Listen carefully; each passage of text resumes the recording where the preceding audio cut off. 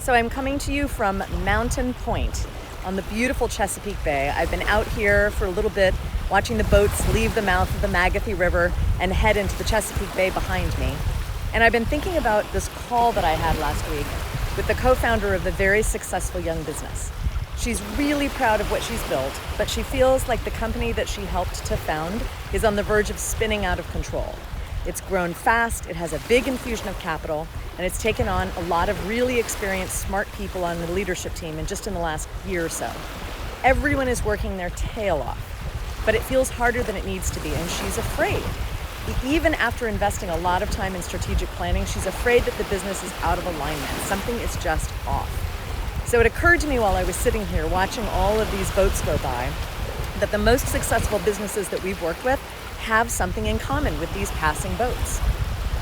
Not the motorboats. The motorboats that you see behind me, they pass those buoys and they pass the no wake zone and they hit that throttle and they point their bows in exactly the direction of where they want to go. One person at the helm, and it's just a matter of time and fuel before they get there. But the sailboats passing behind me, the sailboats are different. And they're different in two very critical ways. First is this. Sailboats don't get to their destination on a straight line.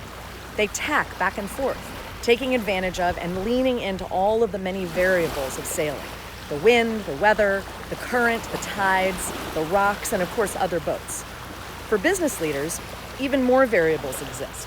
Market pressure, staffing challenges, the competition, changes in regulations and customer sentiment, just to name a few. Those can all impact your company's ability to follow the strategies that you've so carefully laid out.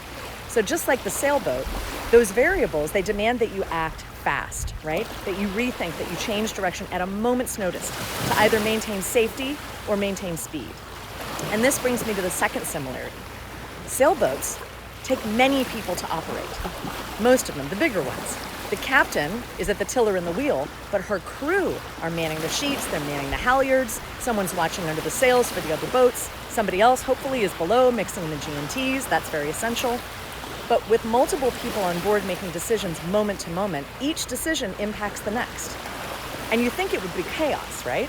But on a really well-run sailboat, everything works in harmony.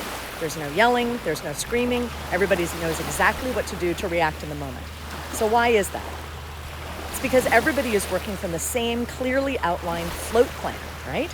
They're making adjustments with the same destination in mind, the same knowledge, the same understanding of their purpose, their shared purpose of the journey, and the same understanding of their role, their particular role at that moment in getting the boat there.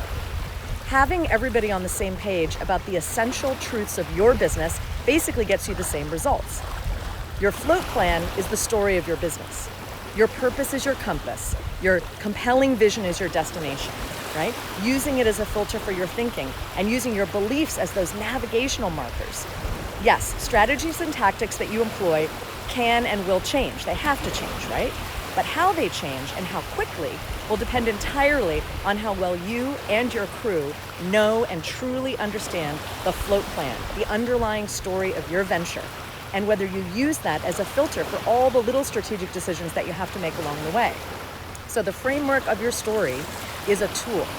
You can use it to measure whether your strategies are working, whether your tactics are working, and it's a crew to help you and your crew, it's a tool to help you and your crew adjust their sails when they aren't working.